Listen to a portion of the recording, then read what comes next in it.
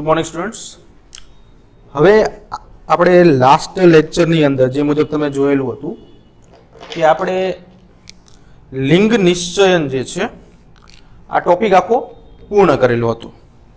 તો આજે હવે આપણે ચર્ચા કરવા જઈ રહ્યા છીએ જે આપણો નવો ટોપિક છે, જે ટોપિકનું નામ છે વિકૃતિ એટલે કે મ્યુટેશન. તો વિકૃતિ કે મ્યુટેશન બરાબર છે શું છે? તો અલગ અલગ વૈજ્ઞાનિકોએ એની અલગ અલગ વ્યાખ્યા આપી છે. અકોર્ડિંગ ટુ એનસીઈઆરટી જે છે એ આ વ્યાખ્યા છે, જે આ પહેલી લખેલી છે એ એનસીઈઆરટીની બુકમાં તમને આપેલી વ્યાખ્યા છે. તો શું વ્યાખ્યા છે કે ડીએનએના અનુક્રમણમાં જે વૈકલ્પિક ફેરફાર સર્જાય છે જેથી જનીન પ્રકાર અને સ્વરૂપ પ્રકારમાં ફેરફાર થાય છે એને આપણે વિકૃતિ કહીશું. તો ડીએનએ નો અનુક્રમણ શું છે તો ખાસ અહીંયા ધ્યાન આપીશું આપણે કે જે ડીએનએ છે કે જેને આપણે ડીઓક્સીરીબોન્યુક્લિક એસિડ કહીએ છીએ એની વાત કરવાની છે. આપણે 11મા ધોરણમાં ચેપ્ટર નંબર 9 જૈવ અણુઓમાં આનો સામાન્ય અભ્યાસ કરેલો હતો કે જે ડીએનએ છે એ દ્વિકુંતલીય રચના છે. ફોર એક્ઝામ્પલ કે આ ડીએનએ હું અહીંયા દોરું છું, બરાબર છે. તો એ ડીએનએ છે તો ડીએનએ માટે નાઇટ્રોજન બેઝ પેર શું છે તો A, G, C અને T. એટલે કે આ ચાર નાઇટ્રોજન બેઝ જે છે એ ડીએનએ ની અંદર આવેલા હોય, એડેનિન, ગ્વાનિન, સાઇટોસિન અને થાઇમિન. તો એની અંદર આપણે એવું જોયું હતું કે A અને T એકબીજા સાથે દ્વિબંધથી અને G અને C એકબીજા સાથે ત્રિબંધથી જોડાય છે. અહીંયા આપણે વાત કરી છે દ્વિબંધની, અહીંયા આપણે વાત કરીશું ત્રિબંધની. તો જે દ્વિબંધ અને ત્રિબંધ છે તે હાઇડ્રોજન બંધ છે, બરાબર. તો શું થાય તો કે ડીએનએ ની અંદર આવી આખી શૃંખલાઓ આવેલી હોય તો A સામે T, G સામે C. તો જે મૂળ ડીએનએ છે એની અંદર જે બેઝ ક્રમ હોય છે, ફોર એક્ઝામ્પલ કે અહીંયા આવો બેઝ ક્રમ છે કે અહીંયા AT છે, પછી GC છે, અહીંયા GC છે, AT છે, અહીંયા બે AT છે, અહીંયા TA છે, અહીંયા CG છે. તો આ જે છે એ સામાન્ય બેઝ ક્રમ છે. હવે શું થાય છે તો કે જે બીજું ડીએનએ આવે છે એટલે કે આ પિતૃમાં જે ડીએનએ હતું એની જગ્યાએ જે બાળમાં એટલે કે બાળ પેઢીમાં જે ડીએનએ આવે છે એમાં જે આ ક્રમ છે કે જેને આપણે સિક્વન્સ કહીએ છીએ, બરાબર છે. જે અનુક્રમણ છે ગુજરાતી શબ્દ જો ન ખબર પડે તો સિક્વન્સ, બરાબર છે. એટલે કે જેનો ક્રમ છે એ બદલાઈ જાય છે, આખો બદલાઈ જાય તો એને આપણે શું કહેશું? વિકૃતિ કહેશું, મ્યુટેશન. તો વિકૃતિને કારણે શું થાય તો કે કાં તો જનીન પ્રકાર અને સ્વરૂપ પ્રકાર આ બંનેમાં શું થશે? ફેર પડશે, બરાબર છે. તો અલગ અલગ વૈજ્ઞાનિકો દ્વારા આની અલગ અલગ વ્યાખ્યાઓ આપવામાં આવેલી હતી. એમાં સૌપ્રથમ દ્રવીઝ નામના વૈજ્ઞાનિકે દ્રવીઝ એમને વિકૃતિ શબ્દ જે છે એ રજૂ કર્યો. વિકૃતિ શબ્દ જે છે એ આપ્યો. આના પછી બીજા એક વૈજ્ઞાનિક હતા કે જેમનું નામ હતું ડોબેઝકી.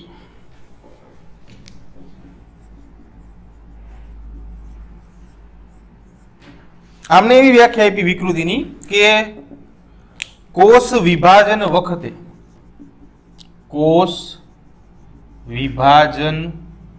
વખતે થતી ભૂલ અથવા તો લખાણયુક્ત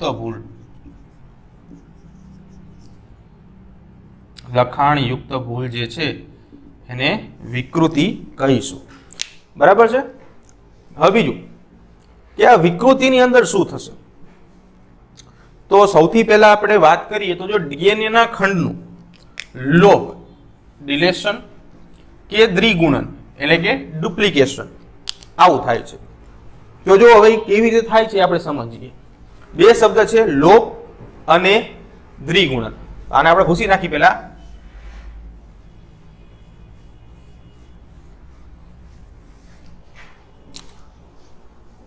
હવે પહેલા આપણે વાત કરીએ લોપ વિશે. ચાલો તો લોપ શું છે? તો કે ધારી લ્યો કે તમારી પાસે કોઈ આવી રીતે એક જનીન છે. હવે એનું પોતાનું આવું એક સેન્ટ્રોમિયર છે. હવે અહીંયા શું હોય કે ચોક્કસ ક્રમ આવેલા હોય. ફોર એક્ઝામ્પલ કે આપણે A B C D E F અને G દર્શાવ્યું છે. તો લોપનો અર્થ એવો થાય કે કોઈ ઘટક જે છે એ દૂર થઈ જાય. ફોર એક્ઝામ્પલ કે હું અહીંયા એવું દર્શાવું છું જાણ ખાતર તમારી કે અહીંયાથી હું આ C અને D બેને દૂર કરું છું. તો હવે તમારું જે જનીન છે એ કેવું થઈ જશે?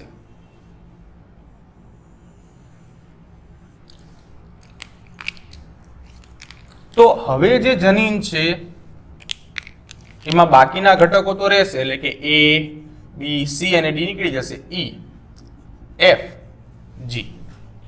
તો જે બે ઘટકો દૂર થયા અને લોપ કહેવાય. આ લોપ જે છે એ શરૂઆતમાં થઈ શકે, અંતમાં થઈ શકે, ગમે ત્યાં થઈ શકે. બરાબર છે. બીજો શબ્દ હતો દ્વિગુણન. તો દ્વિગુણન એટલે શું? તો કે ડબલ થવું હોય. તો એમાં ડબલ કેવી રીતે થાય જો? તો ફોર એક્ઝામ્પલ કે તમે આ જ સામાન્ય જનીન છે એવું લઈ લઈએ. બરાબર છે. હવે એમાં આપણે CD ને તે દ્વિગુણન કરાવીએ.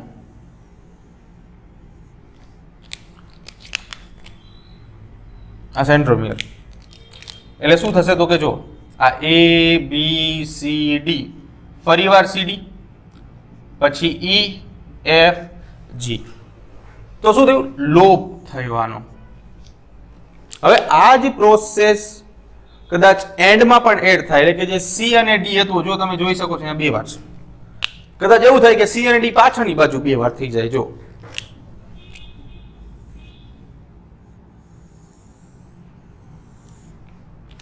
એટલે કે આ ઘટક એનું સેન્ટ્રોમિયર એટલે શું થશે? A B C D અહીંયા E એમ રાખી. બરાબર છે. થોડુંક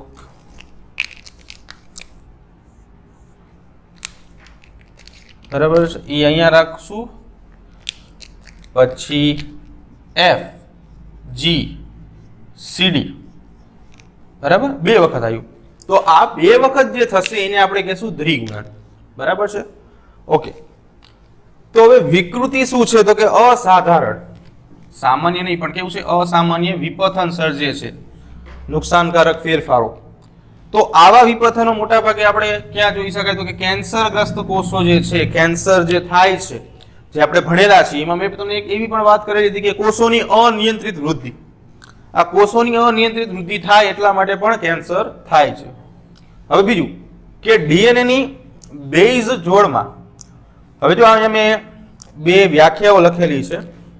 એમાં જે પહેલી જે છે વ્યાખ્યા, બરાબર છે, એ પોઈન્ટ મ્યુટેશનની છે અને બીજી ફ્રેમ શિફ્ટ મ્યુટેશનની છે. એ બંને વ્યાખ્યા આપણે જોવાની છે. તો જો કે પહેલા શું છે? તો કે DNA ની કોઈ એક બેઝ જોડમાં જે પરિવર્તન સર્જાય છે એને પોઈન્ટ મ્યુટેશન કહેવાય છે. પોઈન્ટ મ્યુટેશન એટલે અહીંયા એક મેઇન પોઈન્ટ જે છે જે ધ્યાનમાં લેવાનો છે એ છે એક બેઝ જોડમાં. આ બેઝ જોડ શું છે? જેને બેઝ પેર કહેવાય. જો સમજો કે તમારી પાસે આ DNA છે. આ DNA જે છે ને એની અંદર આપણે હમણાં આગળ વાત કરીએ એ મુજબ કે 4 પ્રકારના નાઇટ્રોજન બેઝ છે. આ 4. હવે આ 4 એકલા નથી, પેરમાં હોય, જોડીમાં હોય. કેવી રીતે જોડીમાં હોય? તો એ આપણે હમણાં સમજાયું કે A સામે T હોય અને G સામે C હોય. AT અને GC. તો જે આ AT જે છે એને બેઝ યુગ્મ કહેવાય.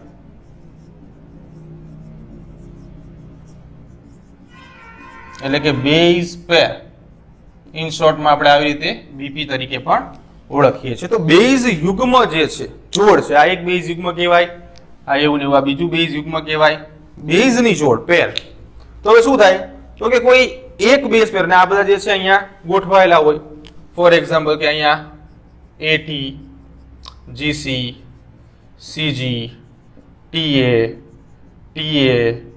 એટી, જીસી, સીજી આવી રીતે. તો માત્ર જો કોઈ એક બેઝ પેરમાં ફેર સર્જાય તો એને પોઈન્ટ મ્યુટેશન કહેવાય. એનું ઉદાહરણ છે સિકલ સેલ એનિમિયા. પાછળ આપણે ડિટેલમાં અભ્યાસ કરવાનો છે. તો સિકલ સેલ એનિમિયામાં શું થાય છે? સિકલ સેલ એનિમિયા જનરલી શું છે કે આપણા જે રક્તકણ છે કે જેને આપણે આરબીસીએસ, લાલ રુધિર કણ, ઇરિથ્રોસાઇટ્સ આ બધા નામથી ઓળખીએ છીએ, બરાબર? Red blood cells, red blood corpuscles. તો આ જે રક્તકણ છે એનો સામાન્ય આકાર નોર્મલ શેપ શું હોય? તો જે એનો સામાન્ય આકાર જે છે ને એ સામાન્ય આકાર દ્વિઅંતરગોળ અને ચપટો હોય. હવે જ્યારે સિકલ સેલ એનિમિયા થાય એટલે સિકલ શબ્દ જે છે એનો અર્થ એવો થાય દાંતરડા જેવું. તો જે આ સામાન્ય આકારની જગ્યાએ હવે સિકલ સેલ એનિમિયામાં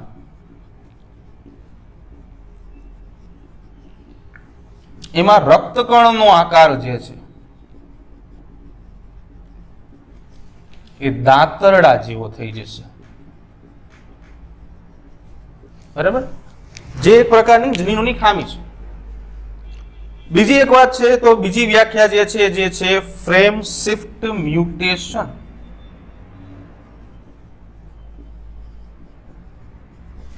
તો ફ્રેમ શિફ્ટ મ્યુટેશન શું છે? તો કે જ્યારે ડીએનએ ની વધારે બેઝ જોડીઓ, બેઝ પેર એનું લોપ કે દ્વિગુણન થાય, આ બંને વિશે વાત કરીએ આપણે, લોપ અને દ્વિગુણન વિશે. તો એને આપણે શું કહીશું? ફ્રેમ શિફ્ટ મ્યુટેશન કહીશું. મ્યુટેશન કહે છે, બરાબર છે? ખાસ બેમાં જે પોઈન્ટ યાદ રાખવા જેવો છે, આની અંદર માત્ર એક બેઝ જોડમાં પરિવર્તન સર્જાય છે અને આમાં વધારે બેઝ જોડીઓમાં પરિવર્તન સર્જાય છે. આ શબ્દ જે છે એ બંને વ્યાખ્યાને અલગ કરે છે, એટલે ખાસ ધ્યાન રાખવાનું છે શબ્દ વિશે.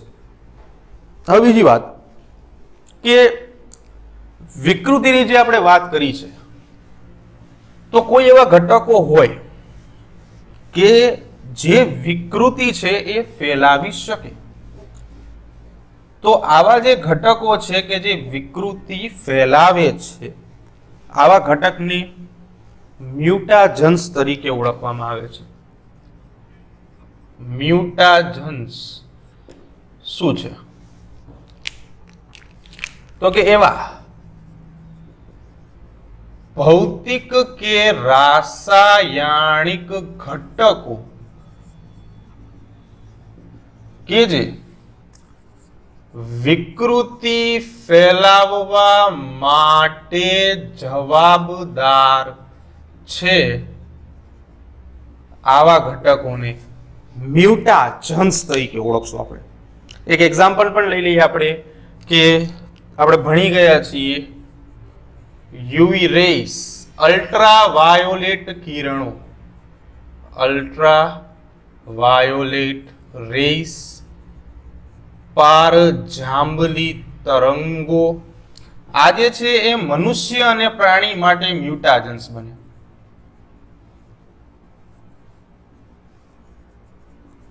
મ્યુટાજન્સ તરીકે કામ કરે છે, બરાબર છે? બીજું કે વિકૃતિના કેટલાક પ્રકારો એની વાત કરીએ તો વિકૃતિના પ્રકારો જે છે મુખ્ય 3 પાડવામાં આવે છે.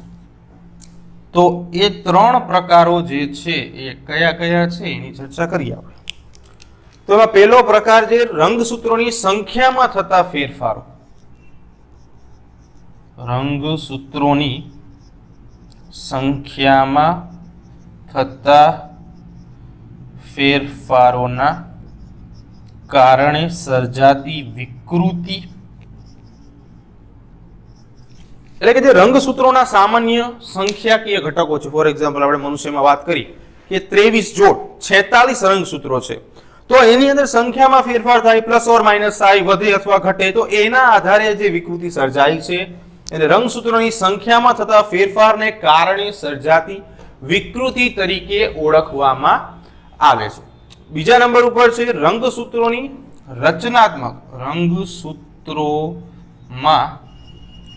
રચનાત્મક ફેરફારના કારણે સર્જાતી વિકૃતિ.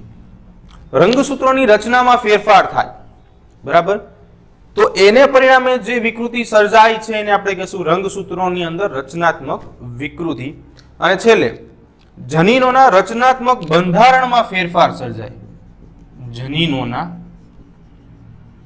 રચનાત્મક બંધારણમાં જે ફેરફાર સર્જાય છે તેને કારણે ઉદ્ભવતી વિકૃતિ.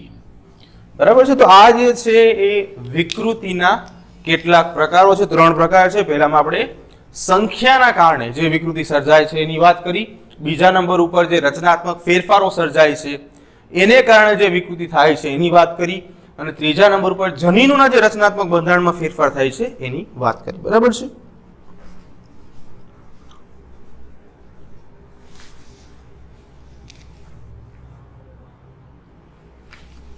ઓકે સ્ટુડન્ટ્સ, તો હવે આપણે વાત કરીએ કેટલીક વિકૃતિઓના પ્રકારો મેં અહીંયા દર્શાવેલા છે.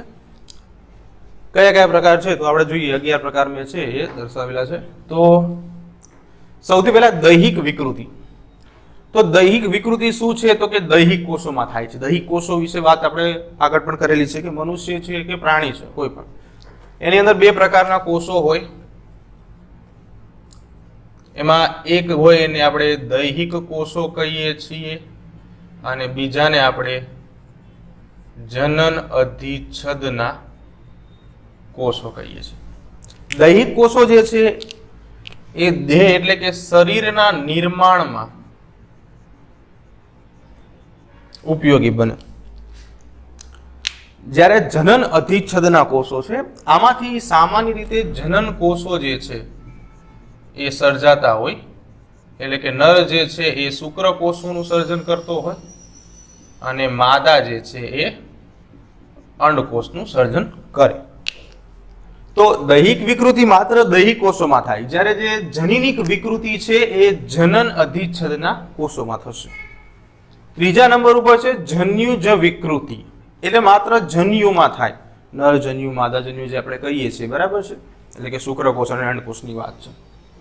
નંબર 4 ફલિતાંડીય વિકૃતિ. તો કે જન્યુઓ જે છે એ ભેગા થઈને ફલિતાંડ બનાવે છે, જે આપણે આગળ પણ ચર્ચા કરેલી છે કે જે નર જન્યુ હોય અને માદા જન્યુ હોય આ બંને ભેગા થાય એટલે ફલિતાંડ જે છે એનું નિર્માણ કરે છે કે જેને યુગ્મનજ અથવા તો ઝાયગોટ કહેવાય.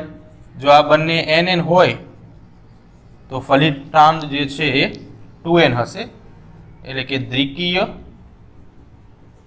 ડિપ્લોઇડ.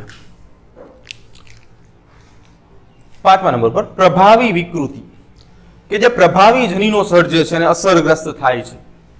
પ્રચ્છન્ન વિકૃતિ શું છે તો કે પ્રચ્છન્ન જનીનો સર્જે છે પણ તરત અભિવ્યક્ત થતી નથી, સમય લે છે અભિવ્યક્ત થવામાં. ઘાતક વિકૃતિ, ત્વરિત જોવા મળે અને મૃત્યુ થાય. સ્વયંભૂ વિકૃતિ, તો કોઈ પણ સ્પષ્ટ કારણ વગર સર્જાય. મોટા ભાગની વિકૃતિઓ સ્વયંભૂ જ હોય છે, બરાબર છે.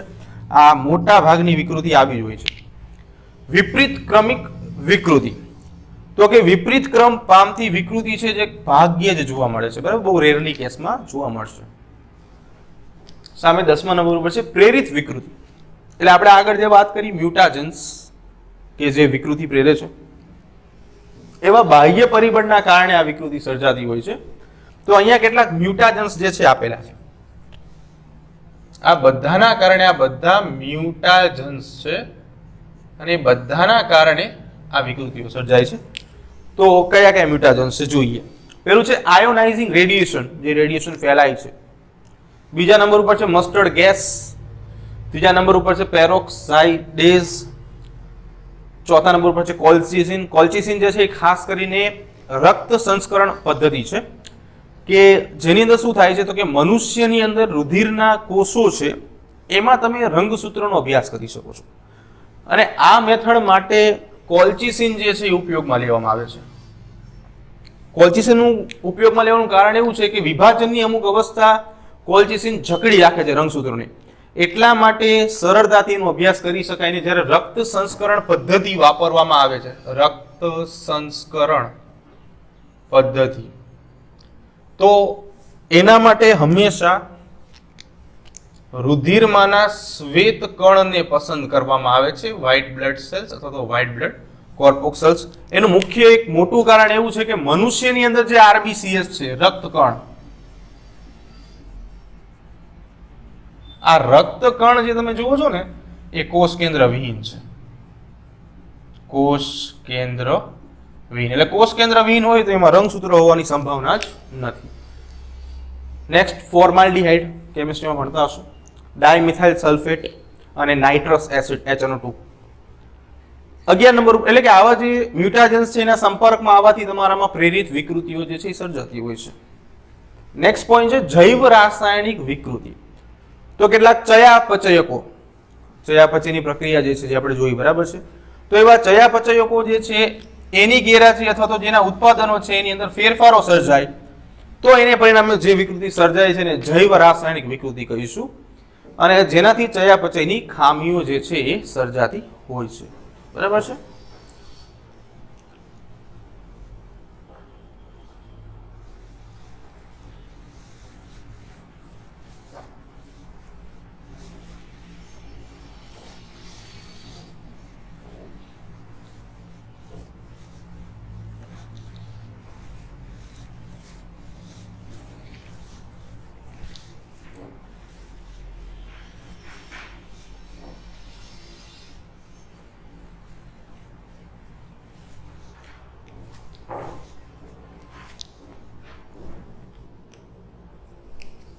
તો આના પછી જે આપણે વાત કરવાની છે જે ટોપિક છે એ છે જનીનિક અનિયમિતતાઓ.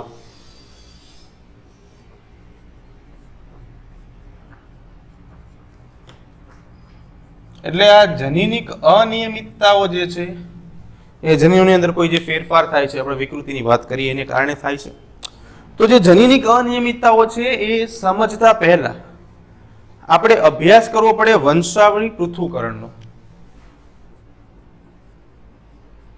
વંશાવળી પૃથ્થકરણ, બરાબર. તો વંશાવળી પૃથ્થકરણ જે છે એ શું છે? તો કોઈ એક માનવ કુટુંબમાં અનેક પેઢીઓ સુધી કોઈ લક્ષણની બાબત જે છે એની નોંધ રાખવાની ક્રિયા. એટલે માનવની અંદર કુટુંબમાં કોઈ એક લક્ષણની અનેક પેઢીઓ સુધી આ લક્ષણની માહિતી રાખવાની ક્રિયા જે છે એને આપણે વંશાવળી પૃથ્થકરણ કહીશું. કોઈ એક લક્ષણ લઈ લ્યો અને એને ઘણી બધી પેઢીઓ સુધી જે છે એને એનાલિસિસ કરતા રહ્યો, પૃથ્થકરણ કરતા રહ્યો, તો એને આપણે વંશાવળી પૃથ્થકરણ તરીકે ઓળખીએ છીએ. તો વંશાવળી પૃથ્થકરણના સહારે આપણને ખબર પડી શકે કે કયો રોગ જે છે એ ભૂતકાળમાં આપણા પૂર્વજોમાં હતું અથવા તો કયું લક્ષણ જે છે એ ભૂતકાળમાં આપણા પૂર્વજોમાં હતું જે આપણામાં આજે પણ પેઢી દર પેઢી ઉતરી આવે છે. એટલે કે આની મદદથી પિતામાંથી બાળકમાં, દાદામાંથી બાળકમાં કયા લક્ષણો જે છે એ આવે છે, કયા લક્ષણો વ્યક્ત થાય છે, કયા લક્ષણો અભિવ્યક્ત થતા નથી, એટલે કે કયા લક્ષણ મળતા નથી આવતા, એની તમામ માહિતી અહીંયાથી મળી શકે. બીજું કે જનીનિક અનિયમિતતાઓ જે છે એના માટે આનો ઉપયોગ શા માટે?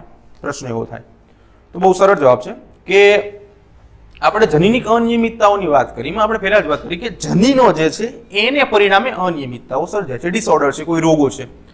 તો આવા રોગો જે છે એ કેવી રીતે સર્જાતા હોય? તો કે માતા અને પિતા બંનેમાંથી અમુક એવા જનીનો આવતા હોય કે જે આ રોગ પ્રત્યે અસરગ્રસ્ત હોય, અને જો આ રોગ પ્રત્યે અસરગ્રસ્ત થશે તો બાળકની અંદર આ લક્ષણ આવવાના જ છે. એટલા માટે આપણે વંશાવળી પૃથ્થકરણની જરૂરિયાત પડે છે. તો એને દર્શાવવા માટે કેટલીક સંજ્ઞાઓ જે છે એનો આપણે ઉપયોગ કરીએ છીએ. તો સંજ્ઞાઓ વિશે ધીમે ધીમે માહિતી લઈ લઈએ આપણે, બરાબર છે. તો સંજ્ઞાઓ જે છે જે અહીંયા હું દર્શાવું છું તમારે દર્શાવવાની છે, એમાં કોઈ ચેન્જ ચાલશે નહીં, બરાબર. તો ચાલો સૌથી પહેલા સંજ્ઞાઓ જોઈ લઈએ કે ભાઈ વંશાવળી પૃથ્થકરણ દર્શાવવા માટે કઈ કઈ સંજ્ઞાઓ જે છે એનો આપણે ઉપયોગ કરીશું. તો વંશાવળી પૃથ્થકરણમાં નરને દર્શાવવા માટે ચોરસ સંજ્ઞાનો ઉપયોગ થાય છે. આ ચોરસ સંજ્ઞા એટલે નર. રાઉન્ડ શેપ હોય એટલે માદા. શેપ જે છે બરાબર છે, એનો આકાર જે છે આપણે યાદ રાખવાનો, મેં પહેલા પણ વાત કરેલી છે, બરાબર. એમાં તમારે કોઈ જ પ્રકારનો ચેન્જ લાવવાનો નથી. બીજું કે જો આવી રીતે દર્શાવવામાં આવે તો આનો અર્થ એવો થાય કે અહીંયા લિંગનો ઉલ્લેખ કરેલ નથી.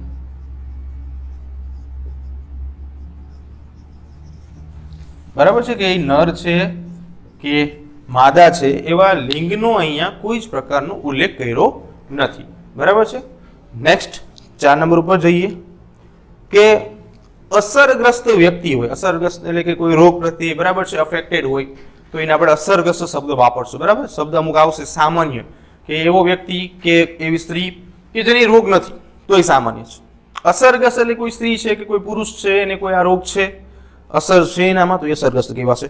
અસરગ્રસ્ત માટે શું છે કે અમુક સાહિત્યની અંદર તમે જોશો ને તો ઉદાહરણ તરીકે મારે નરને અસરગ્રસ્ત બતાવવો હોય તો એના માટે હું આવી સંજ્ઞા યુઝ કરું. એનસીઆરટીમાં શું છે કે આખું આમ તમને ભરીને જ આપ્યું છે રંગ કરીને.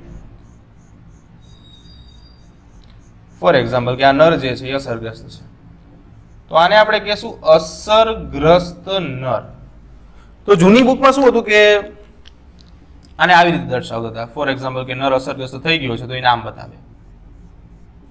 સાચું છે ભાઈ, બરાબર, કોઈ પણ યુઝ કરી શકો છો. એવી રીતે માદા અસરગ્રસ્ત હોય તો તમને હવે ખબર પડી ગઈ કે ભાઈ ગોળ કરીને અંદર, બરાબર છે, ઘાટું કરી શકો છો અથવા તો આવી લાઇન્સ કરી શકો છો. તો એનો અર્થ એવો થયો કે માદા જે છે એ કોઈ રોગ પ્રત્યે અસરગ્રસ્ત છે, એટલે કે અસરગ્રસ્ત માદા. તો એને પણ આપણે મેં તમને સમજાવ્યું કે જૂના સિલેબસમાં એવું હતું કે આવું સર્કલ કરીને તમે આમ દર્શાવી શકો છો. તો આ જે થઈ અસરગ્રસ્ત થઈ ગઈ. નોર્મલ અને અસરગ્રસ્તમાં ફેર છે એ આપણે જોઈ શકીએ છીએ, બરાબર છે, કે રંગ એકમાં છે ભરેલો છે, બીજું જે છે આખું કોરું છે, બ્લેન્ક છે. હવે કે લગ્ન જીવનથી જ્યારે જોડાતા હોય, બરાબર છે, તો લગ્ન જીવનથી જ્યારે જોડાતા હોય તો એના માટે આવી સંજ્ઞા યુઝ થાય છે. આ લાઈનનો અર્થ એવો થાય કે આ લગ્ન જીવનથી જોડાય છે. અને બીજું એવું પણ કહી શકાય કે મૈથુન ક્રિયા જે છે આ બંને વચ્ચે મૈથુન જે છે એ થાય છે. હવે જો સિંગલ લાઈન આપણે કહી છે બેની વચ્ચે, હવે જ્યારે ડબલ લાઈન હોય ત્યારે શું થાય કે સંબંધીઓ સાથે જ્યારે લગ્ન જીવનથી જોડાતા હોય, બરાબર છે, તો સંબંધીઓ સાથે જ્યારે લગ્ન જીવનથી જોડાતા હોય તો સામાન્ય અવસ્થામાં આપણે વન લાઈન કરી છે, તો સંબંધીઓ સાથે જોડે ત્યારે ડબલ લાઈન આવશે એમાં. એટલે કે સંબંધીઓ સાથે લગ્ન જીવનમાં જોડાય, બરાબર. બેમાં ચેન્જ જોજો, ઓલામાં સિંગલ લાઈન છે, આમાં ડબલ લાઈન છે, ભૂલ ના થાય વિકલ્પોમાં, બરાબર છે, ખાસ ધ્યાન આપજો.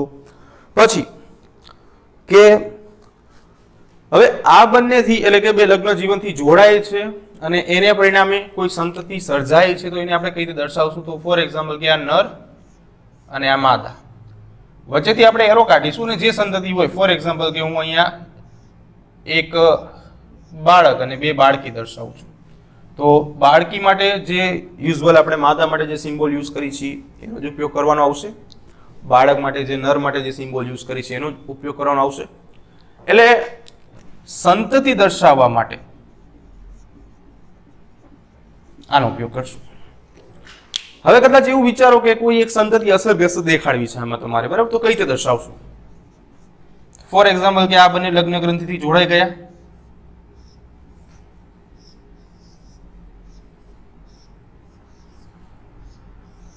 બરાબર છે, તો મારે કોઈ એકને અસરગ્રસ્ત બતાવ્યું હોય, ફોર એક્ઝામ્પલ કે હું બાળકને જ અસરગ્રસ્ત બતાવી દઉં, તો હું એના રીતે બતાવીશ. તો આનો અર્થ શું થાય? તો કે બાળક અસરગ્રસ્ત છે. બરાબર. તો આવી સંજ્ઞાઓ જે છે એનો આપણે ઉપયોગ કરવાનો છે.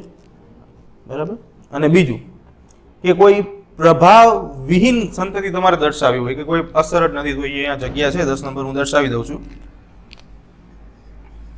કે આવી રીતે હોય તો આને એમ કહેવાય પ્રભાવ વિહીન સંતતિ.